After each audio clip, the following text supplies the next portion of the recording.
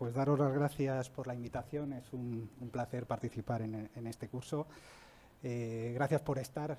También da gusto ver a tanta gente. Me han dicho que hay muchísima gente online también, así que nada, encantado de daros pues un punto de vista alternativo a lo mejor, ¿no?, a lo que se ha hablado, aunque muy relacionado pues con las actividades de transferencia de tecnología, ¿no?, y transferencia de resultados de investigación. Yo os voy a hablar de propiedad intelectual, principalmente de patentes. Y bueno, como tenemos poco tiempo, pues voy a intentar resumirlo mucho, contaros un poco qué son las patentes y bueno, daros a lo mejor algunas pinceladas acerca de cuáles son las salidas profesionales dentro de este campo, ¿no?, que a lo mejor si algunos os estáis planteando alternativas, más allá de la academia, ¿no?, pues en línea con el título de este módulo, pues puede ser a lo mejor interesante pues en el futuro o en el presente. Bueno, pues voy a empezar contándoos acerca de qué es lo que llamamos la propiedad intelectual, ¿no? Y cuando hablamos de propiedad intelectual, pues hablamos pues de algo tan abstracto y tan complejo pues como las creaciones del intelecto o de la mente, ¿no? A mí siempre me gusta en este tipo de charlas enfatizar esto, pues porque estamos hablando de creaciones del pensamiento puro, ¿no?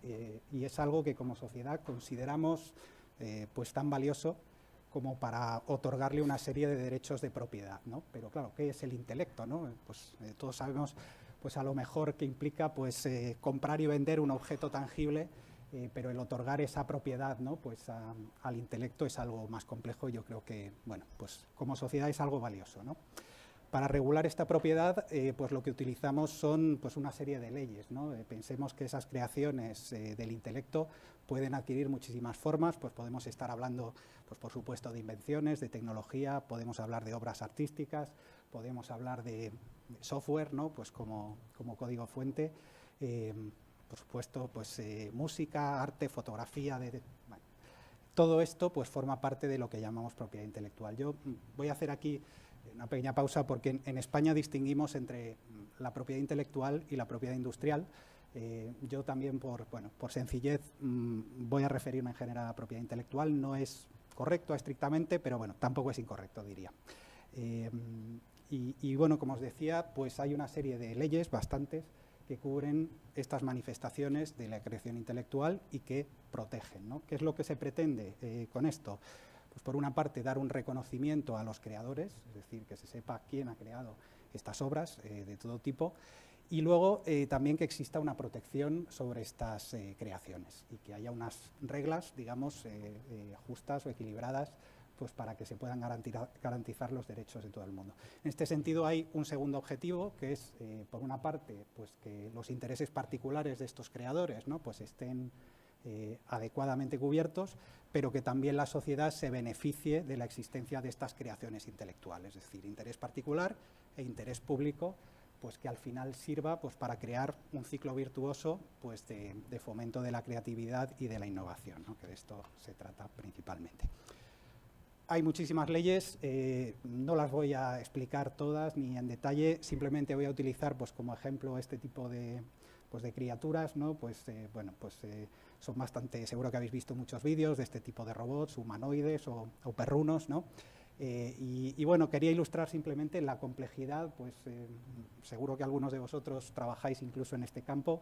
Para los que no lo hacemos, yo creo que solo con verlo nos da una idea de la cantidad de actividad intelectual que puede tener trabajar en este tipo de proyectos, ¿no? En general, bueno, pues en todos los ámbitos de la tecnología, pero aquí podemos ver que hay muchísimo pensamiento, muchísima actividad intelectual, y cuando hay actividad intelectual hay propiedad intelectual. ¿De qué tipo? Pues por citaros algunos ejemplos, ¿no?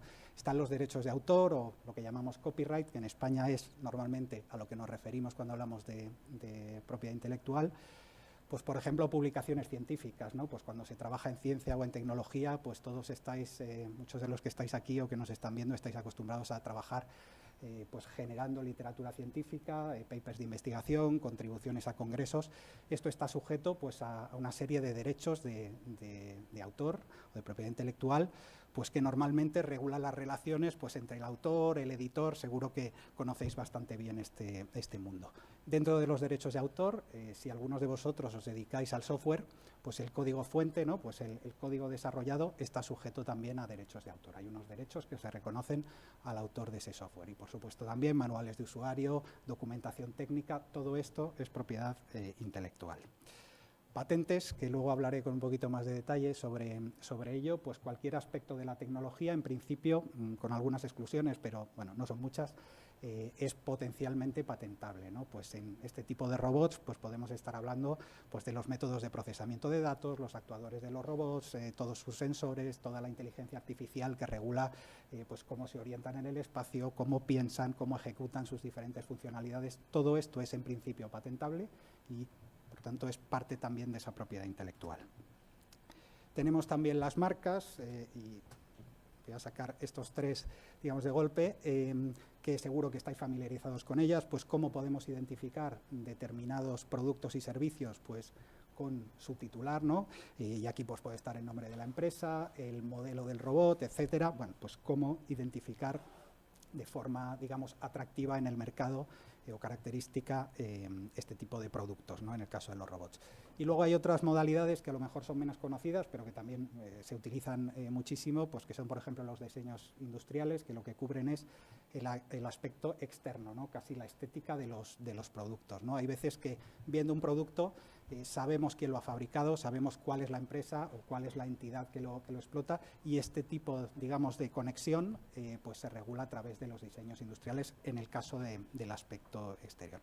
Y para que os hagáis una idea, pues existe incluso la forma de proteger vía propiedad intelectual los secretos, ¿no? Pues aquellos resultados que son tan valiosos que se prefiere no divulgar, y hay también pues unos mecanismos pues para otorgar una protección sobre ellos.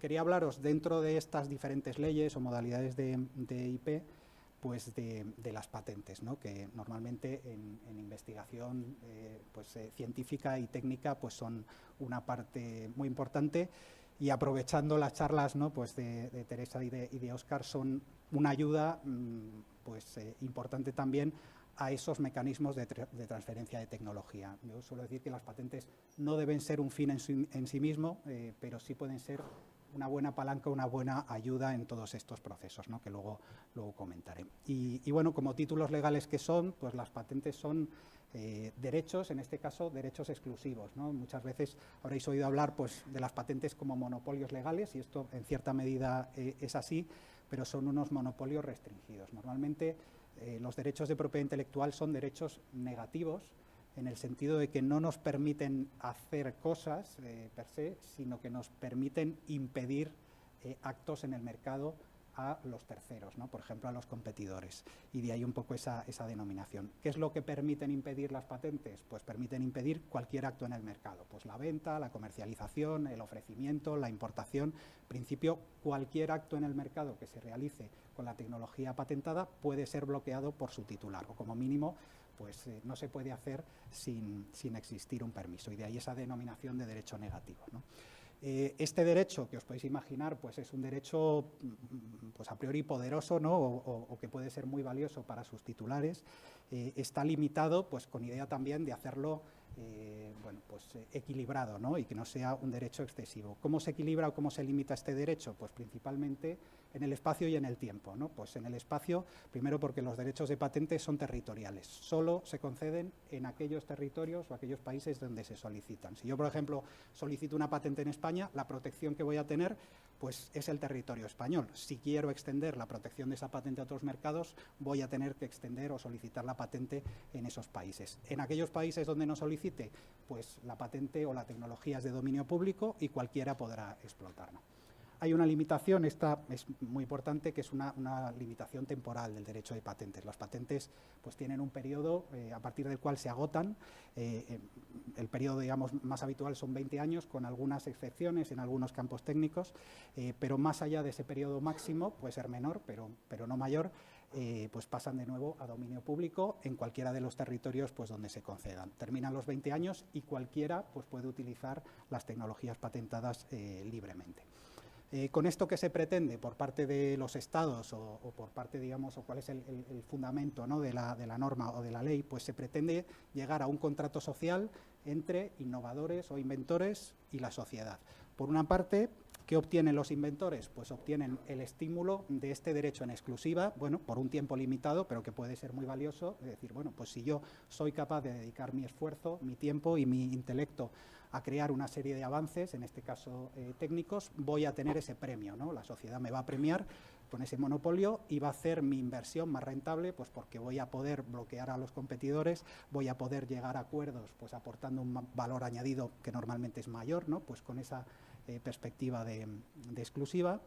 Y a cambio, ¿qué me va a pedir la sociedad? Pues lo que me va a pedir es que yo como innovador o como inventor divulgue o explique los detalles de mi patente. Todo el contenido de las patentes, pasado un tiempo, se hace público, es un acceso público, gratuito. Hoy en día todas las patentes se publican miles y se solicitan millones al año. Es una literatura que se va publicando y que pasa a formar parte del conocimiento técnico de los países, ¿no? ¿Qué se pretende con esto? Pues se pretende que no se quede nada en el cajón, que ese derecho de protección pues sirva para que otros puedan conocer pues determinadas tecnologías y utilizarlas pues para hacer mejoras, pues para generar nuevas patentes y, como os decía antes, pues generar ese ciclo virtuoso, ¿no?, pues de innovación y de nueva creación intelectual, técnica, ¿no?, pues en el caso de estas patentes. Esto, dicho esto, pues también quería aclarar que el solicitar una patente no es un acto meramente administrativo en el sentido de rellenar un formulario y pagar unas tasas y ya está. Normalmente es un proceso que suele llevar bastante tiempo. La concesión de una patente suele llevar, pues en los casos normales, unos 3 años, puede ser un poquito más y puede ser un poquito menos y puede ser mucho más a veces. Pero bueno, hablamos de orden siempre de años, y esto es así pues porque para poder conceder una patente, pues la patente tiene que satisfacer unos requisitos normalmente técnicos. Hay otros, pero bueno, hay unos requisitos técnicos fuertes y bueno, yo aquí ilustro 2 de ellos que sean los más importantes, que son el de novedad y actividad inventiva. La novedad quiere decir que para patentar algo tiene que ser nuevo, es decir, yo no puedo proponer algo que ya sea conocido de cualquier forma. Incluso si lo he divulgado yo, eso puede romper, de hecho rompe la novedad de la patente. Si quiero patentar, aquello que patente tiene que aportar algo que nadie conocía en el mundo, es decir, la novedad es un requisito mundial. Y aquí aprovecho también, los agentes de patentes somos muy pesados con esto. Si en algún momento os planteáis patentar, pues siempre tomad la decisión antes de divulgar la tecnología, porque incluso si la divulgación es vuestra, esto rompe ese requisito de novedad y la patente muere en ese mismo momento, digamos, incluso la perspectiva de solicitarla. Primero se estudia la posibilidad de patentar, se patenta o no, y luego ya se publica. Y hay otro requisito, que es el de actividad inventiva, que es que no solo vale con aportar algún elemento nuevo, ese elemento tiene que tener una cierta altura inventiva, tiene que ser algo que el experto en la materia considere, pues, digamos, un avance notable, ¿no? Esto, que os podéis imaginar, puede ser incluso subjetivo, ¿no? Pues lleva un diálogo con las oficinas de patentes que se extiende a lo largo de los meses y de los años y pueden ser discusiones pues muy complejas, donde se intercambian pues principalmente argumentos técnicos, ¿no?, de por qué esto sí supone una ventaja, por qué no. Se pretende con esto llegar a un acuerdo con la oficina y finalmente que la patente se conceda. Bueno, yo con esto termino la parte de patentes. Por supuesto, pues a vuestra disposición. Es un tema muy complejo, pues del que podría estar hablando mucho tiempo, pero bueno, espero haberos dado al menos una, digamos, perspectiva muy general, ¿no?, de por qué, en qué consisten estos derechos de propiedad intelectual, para qué sirven, de dónde viene su utilidad. Y quería aprovechar un par de minutos para contaros cuáles son las salidas, digamos, profesionales. No sé si salida a veces tiene una connotación, bueno, no sé si buena o mala, pero tiene una connotación, ¿no? Alternativas profesionales, ¿no? Que a los que estáis en el mundo de la investigación o de la academia, normalmente es algo que, antes lo comentábamos, ¿no?, que se cuenta poco en los grados o incluso durante el doctorado, pero como veis es algo muy consustancial a la actividad pues científica y tecnológica, ¿no? Y hay profesionales pues que se dedican o que nos dedicamos a las patentes y que venimos pues del mundo de la investigación, ¿no? Entonces, bueno, yo aprovecho, ya os digo, un par de minutos para contaros cuáles son esos perfiles profesionales, pues por si pueden ser de utilidad. Casi todos los centros de investigación, organismos de investigación, públicos y privados, universidades, las empresas, tienen sus departamentos de propiedad intelectual y tienen sus departamentos de patentes. Y el personal de estos equipos pues, suele ser personal técnico, hay personal legal, también administrativo, pero hay muchos investigadores, ex-investigadores, ingenieros que tienen un perfil técnico muy fuerte y que se han dedicado a la investigación previamente. De hecho, es un camino muy natural, ¿no? Es decir, muchos de nosotros comenzamos en esta profesión pues a partir de los 30 y tantos años. No es tarde, es, creo yo, pues el momento adecuado. Se puede empezar antes, pero hacerlo después del doctorado pues es algo muy habitual, ¿no? ¿Qué hacen estos profesionales? Pues en el ámbito de la universidad o del organismo de investigación, de la empresa, identifican cuáles son los resultados más prometedores pues para su explotación, pues bien porque pueden dar lugar a resultados transferibles en el caso de la investigación pura, ¿no? Pues para establecer alianzas con empresas, para explotar las invenciones, las patentes vienen muy bien. En el ámbito de la empresa, ¿qué se hace con las patentes? Pues cuando se conceden sirven para poner baches a la competencia, ¿no? Pues permiten retrasar a la competencia o llegar a acuerdos con ellos, pues por ejemplo, vía licencias cruzadas o licencias de explotación en aquellos mercados a los que no podemos llegar. Y son agentes o, digamos, profesionales de patentes y de propiedad intelectual los que se dedican a esto. Hay otra, esta es la penúltima ya transparencia, hay otra actividad muy interesante que es la de los examinadores de patentes, ¿no? Que son los funcionarios, la mayoría funcionarios públicos, aunque también digamos hay profesionales que no son funcionarios como tal en función de las oficinas, que son estos técnicos que evalúan las patentes cuando se presentan ante las oficinas y que garantizan el cumplimiento de estos requisitos de novedad de actividad inventiva. La mayoría son también antiguos investigadores, científicos, ingenieros, un perfil técnico muy fuerte y que se especializan en los campos que luego van a evaluar. En España tenemos la Oficina Española de Patentes y Marcas, que está aquí en Madrid, en la Castellana, en Nuevos Ministerios. A nivel europeo tenemos la Oficina Europea de Patentes, España forma parte también del Convenio de Patentes Europeas y hay muchos españoles trabajando como examinadores en todo tipo de áreas técnicas. De nuevo, pues ahí un perfil de doctor o de ingeniero o máster en una rama muy especializada de la tecnología o de la ciencia, pues entra o cabe de forma muy natural en este tipo de puestos. Son puestos, creo yo, muy interesantes, con buenas condiciones laborales, buenos beneficios sociales y, bueno, pues ahí os recomiendo que si tenéis interés, pues que le echéis un vistazo a las páginas web.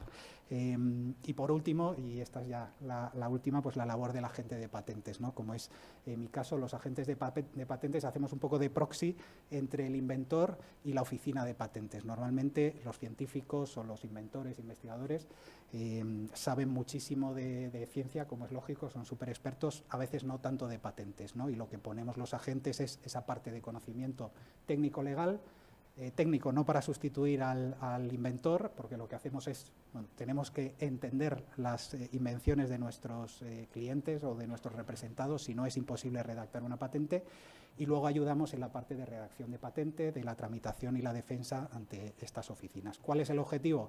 Pues que la patente se conceda rápido, que se conceda con la mayor protección posible, de una forma robusta e idealmente pues con los menores costes. Nosotros distinguimos entre agentes en la práctica privada, como pueden ser pues las agencias de patentes, que son como despachos de abogados, pero despachos técnicos, ¿no? Pues donde hay un montón de profesionales pues de campos técnicos muy diversos, y que representan a sus clientes en todas estas áreas, universidades, centros de investigación, empresas pequeñas, grandes y medianas, de todo tipo.